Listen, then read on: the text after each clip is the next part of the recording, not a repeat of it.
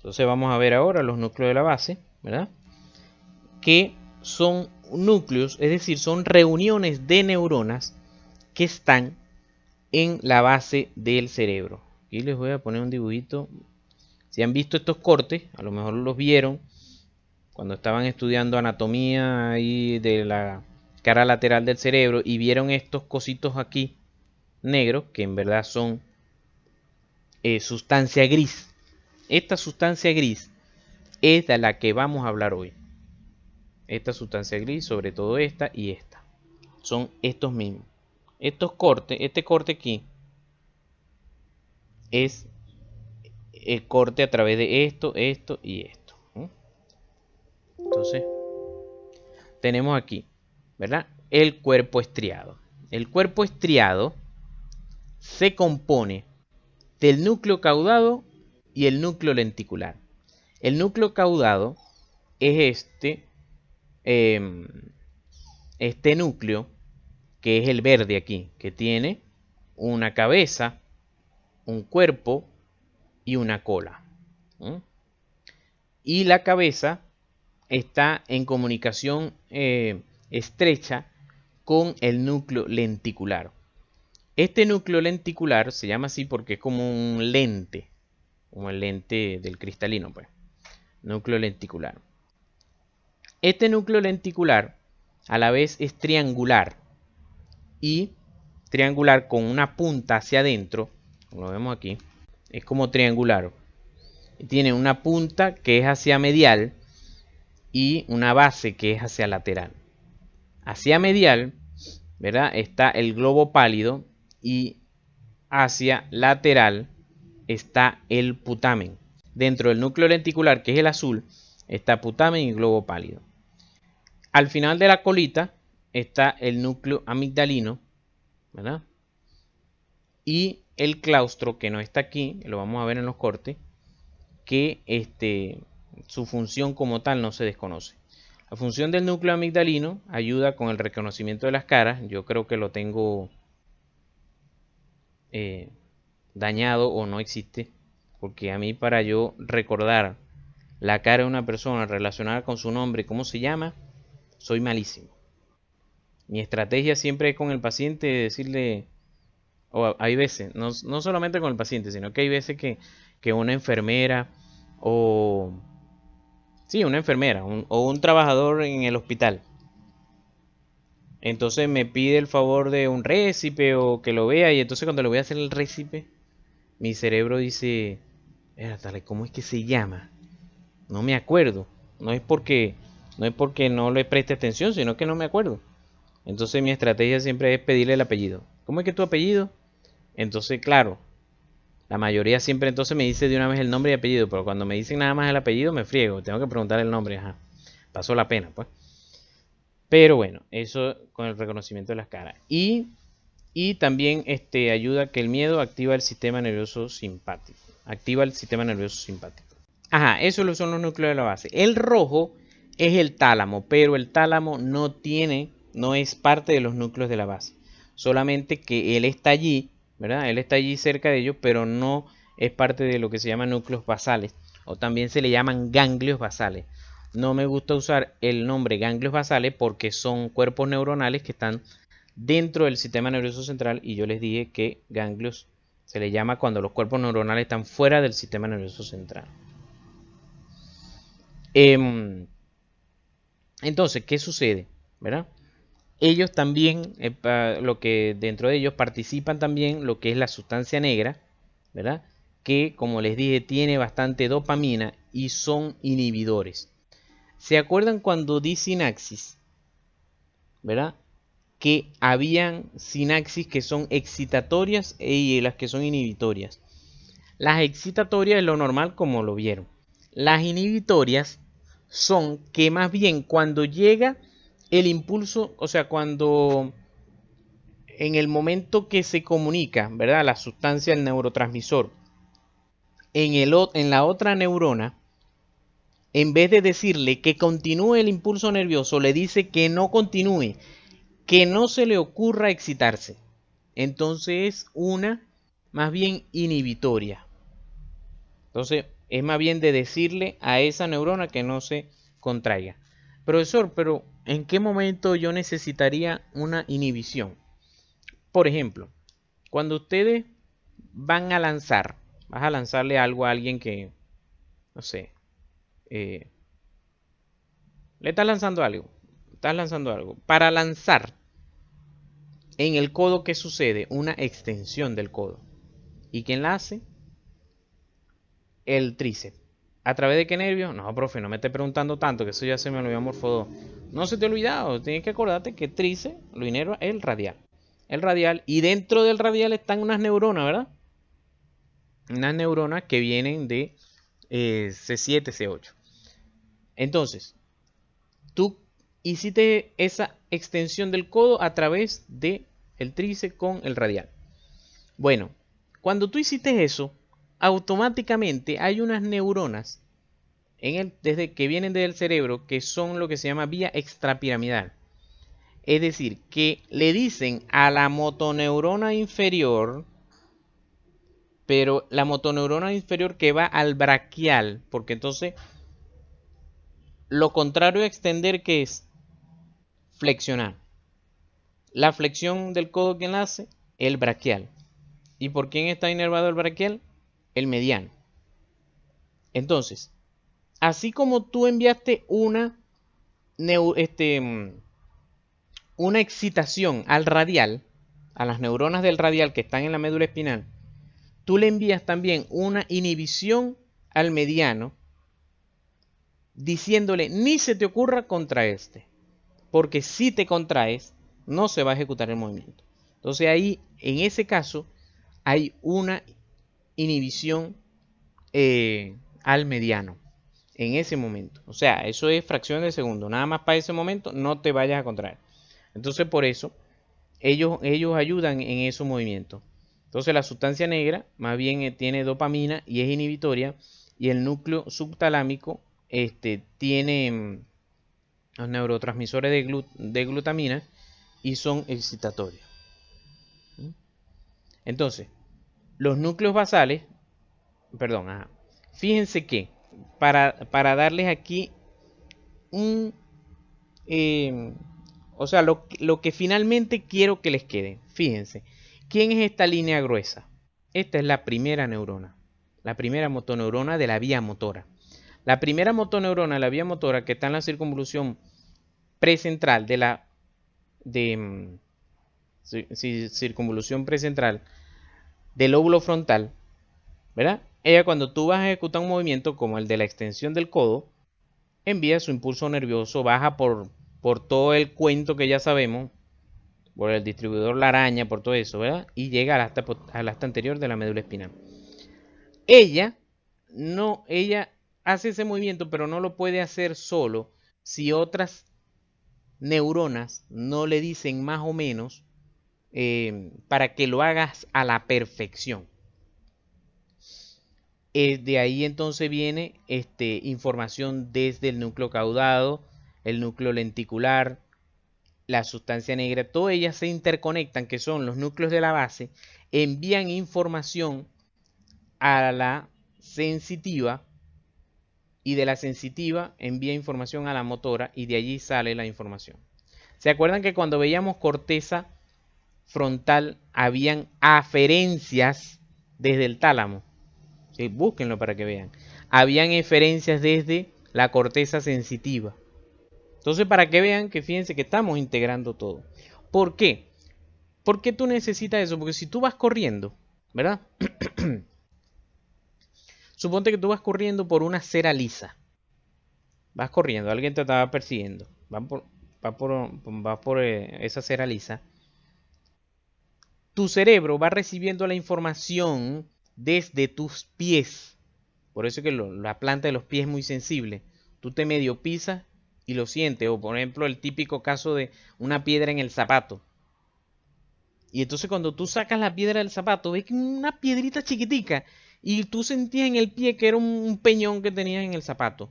Es porque tu cerebro está muy conectado con el pie para saber por dónde estás pisando, para que no te vayas a caer. Cada vez que tú vayas a pisar, el pie le envía una información al cerebro, pisé algo liso o pisé algo que está irregular, como cuando estás subiendo, por ejemplo, el Cerro Santana.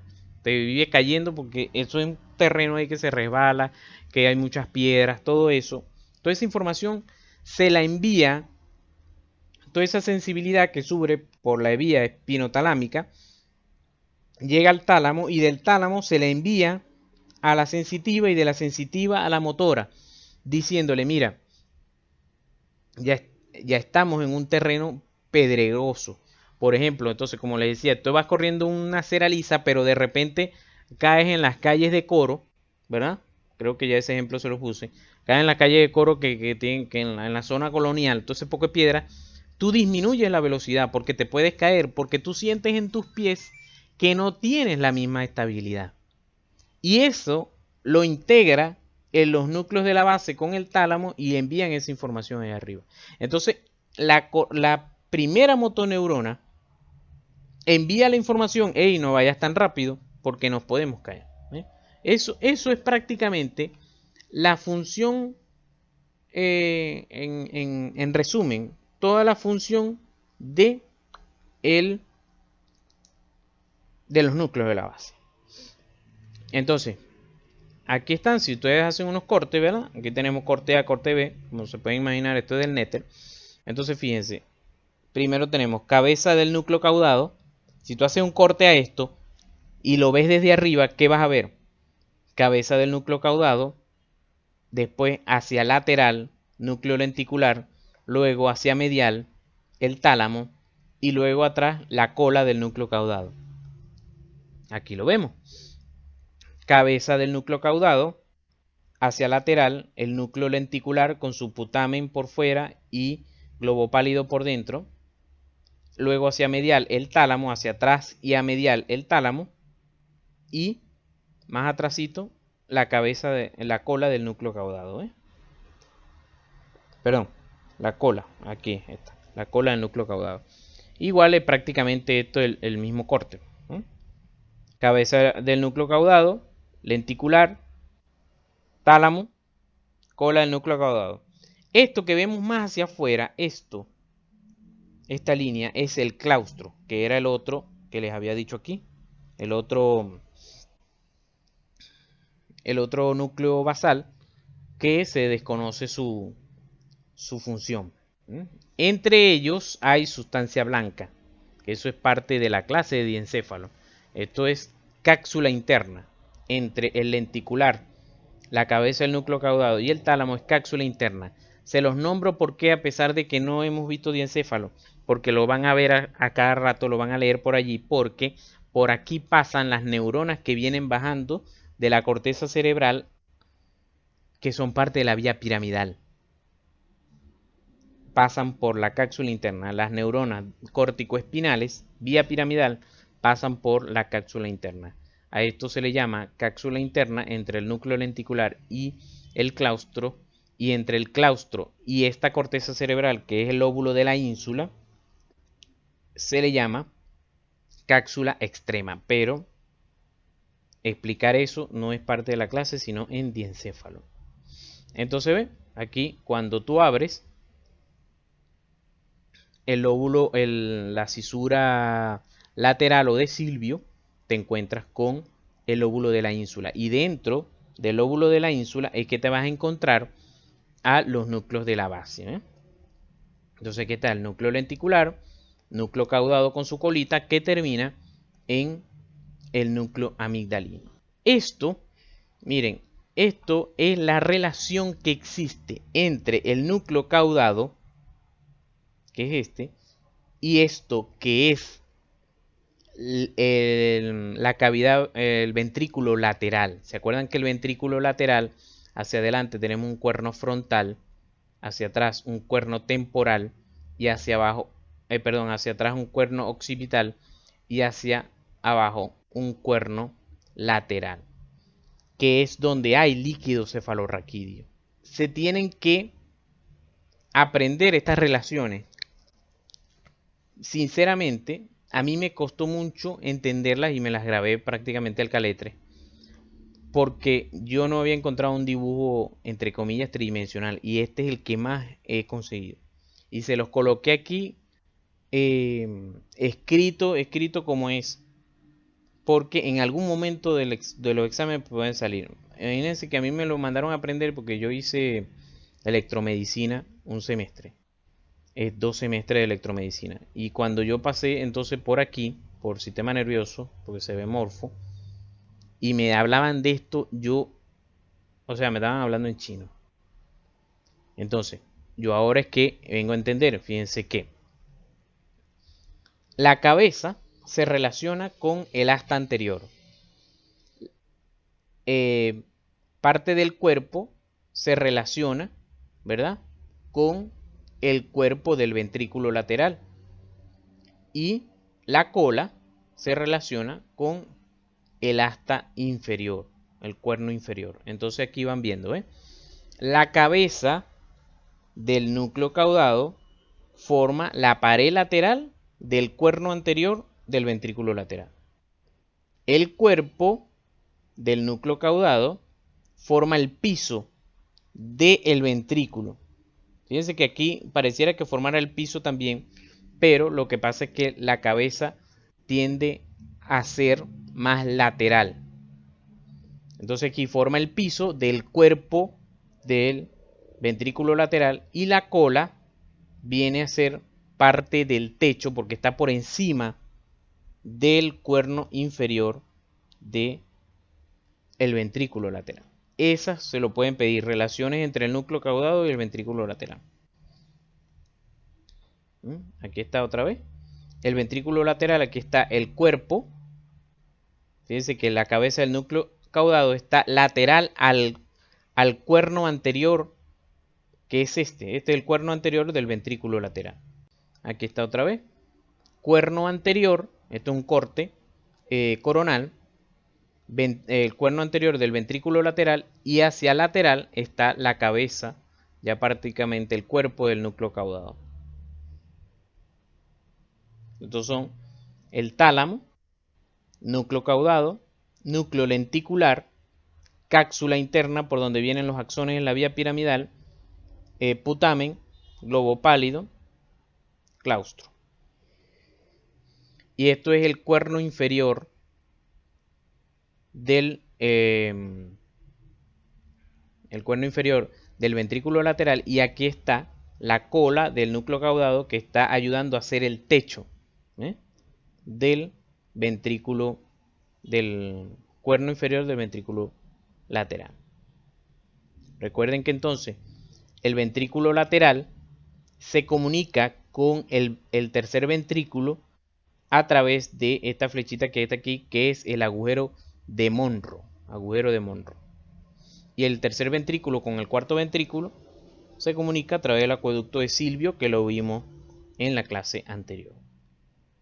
Entonces, las funciones principales de los núcleos basales es prácticamente lo que les dije, que ayudan a hacer a que el movimiento como tal que tú estás pensando hacer sea perfecto.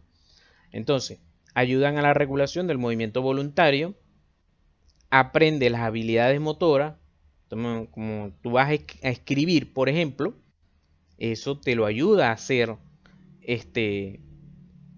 los núcleos basales, porque van aprendiendo a hacer movimientos que tú vas a ir ejecutando. Ayuda a preparar al cuerpo un movimiento previo, sobre todo con los movimientos axiales de la cintura. Siempre coloco el ejemplo del lanzamiento. La preparación que hace el pitcher de cómo colocar su cuerpo para hacer el lanzamiento. Obviamente ayuda a la postura y sobre todo modula el inicio y final del movimiento. Si conocen una persona, un familiar que tiene Parkinson, el paciente con Parkinson le afecta los núcleos de la base porque se disminuye la dopamina. No hay casi dopamina. Entonces, el paciente le cuesta iniciar y finalizar el movimiento, es decir, finalizarlo de una manera perfecta. Entonces le cuesta escribir. O sea, le cuesta empezar a escribir, pero la escritura después la hace bien, porque los núcleos basales se encargan de iniciarlo y terminarlo. Empieza a escribir las letras, las escribe mal, pero ya después las escribe un poco mejor. Entonces ellos siempre están temblando. Ven que siempre estás temblando porque el tono muscular está descontrolado porque no está controlado, valga la redundancia, por los núcleos basales. Pero mientras estás haciendo el movimiento como tal, que está comandando la motoneurona superior, no tiembla. Cuando termina el movimiento, empieza a temblar otra vez. Entonces, bueno, aquí están prácticamente las vías como ellos se conectan, ¿no?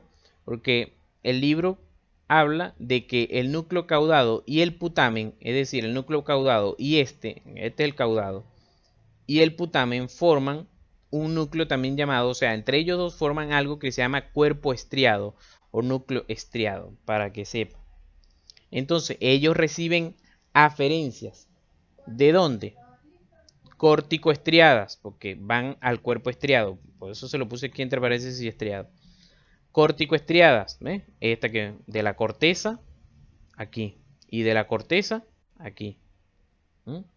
Son casi siempre del mismo lado, vienen del lóbulo parietal y el neurotransmisor que usan es el glutamato. Están las tálamo estriadas, es decir, del tálamo aquí y del tálamo al putamen. Las nigroestriadas, ¿ves? Entonces se comunican con la sustancia negra, que obviamente va a tener que ver con dopamina y son inhibitorias. Y con el tallo encefálico, allí mismo, como tal, que entonces usan la serotonina como neurotransmisor y son inhibitorias. Y existen entonces igualmente eferencias que van desde el cuerpo estriado al globo pálido. Aquí va esta, al globo pálido, que usan el GABA como neurotransmisor y la acetilcolina cuando es con la sustancia negra, ¿ven? Eferencia a la sustancia negra. El globo pálido, ¿verdad? Que es este que tenemos aquí, entonces tiene aferencias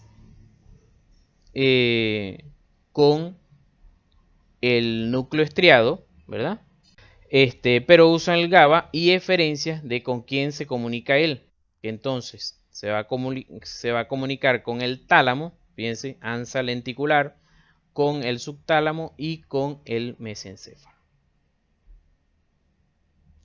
Entonces, fíjense lo que les decía. Traten de terminar de exprimir porque ya estamos terminando. Para que vean este esquema. Fíjense, aquí está la corteza cerebral. Entonces la corteza cerebral se comunica con el cuerpo estriado y el cuerpo estriado con el globo pálido. Y entre todos ellos integran la información, se la envían a la corteza cerebral otra vez y la corteza cerebral, ya todo esquematizado, lo envía a través de la motoneurona superior, baja a la médula espinal y se comunica con el asta anterior de la médula espinal, que entonces sería la segunda motoneurona que sale aquí. Claro, esto también abarca no solamente el asta anterior de la médula espinal, sino los núcleos motores craneales para nosotros masticar bien, para nosotros hacer bien nuestras expresiones faciales. ¿Sí? Y aquí está un poquito también, como decir esto mismo, pero colocándole los neurotransmisores, con la serotonina, la dopamina, el glutamato. Fíjense cómo entonces aquí está la corteza y entonces aquí están los núcleos de la base y cómo los núcleos de la base se conectan con otros sitios del sistema nervioso a través de neurotransmisores que usan en esa sinapsis.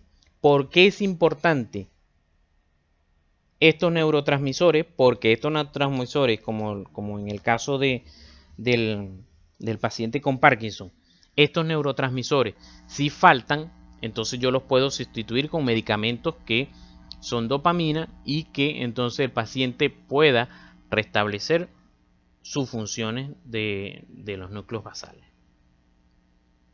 Entonces, era lo que yo les decía. Fíjense entonces, aquí está el cuerpo estriado, pues los núcleos de la base con el tálamo envían información a la motoneurona superior y la motoneurona superior envía entonces ya la información a través de la vía piramidal a la segunda motoneurona, entonces para que tú hagas este movimiento específico. ¿No?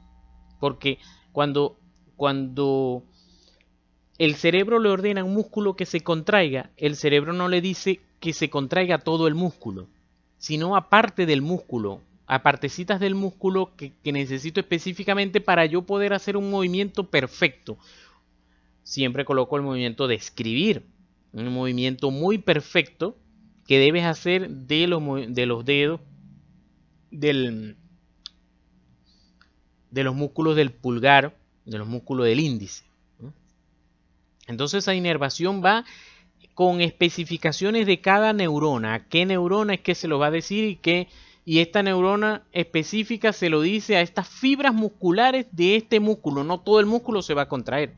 Fíjense, por ejemplo, el músculo que ustedes veían, el flexor, por ejemplo, el flexor superficial de los dedos. El flexor superficial de los dedos tiene 4 tendones que van al índice, al medio, al meñique y al anular. Pero cuando a ti te da la gana, contraes nada más el índice. Cuando tú quieres, es nada más el medio. ¿Y eso cómo lo haces? Porque la inervación que llega, de esas neuronas que llega al músculo, no le dice a todo el músculo que se contraiga, sino que le dice, mira, yo nada más quiero que estas fibras se contraigan porque yo nada más quiero que se mueva el índice. O yo quiero que se contraigan estas nada más porque estas tienen que ver con el meñique. ¿Ven? Y bueno, entonces lo que tienen que hacer es practicar y practicar y bueno, sobre todo en anatomía les decía que había que rayarse, pero aquí no se pueden rayar el cerebro, pero hagan dibujos hasta el cansancio y eso los va a ayudar bastante. Por supuesto que estoy completamente a la orden. Estoy completamente a la orden mientras ustedes van estudiando y no entienden algo, me avisan y yo se los explico en el momento que pueda. Y si no lo entiendo, bueno, lo buscamos juntos a ver qué quiso decir el libro.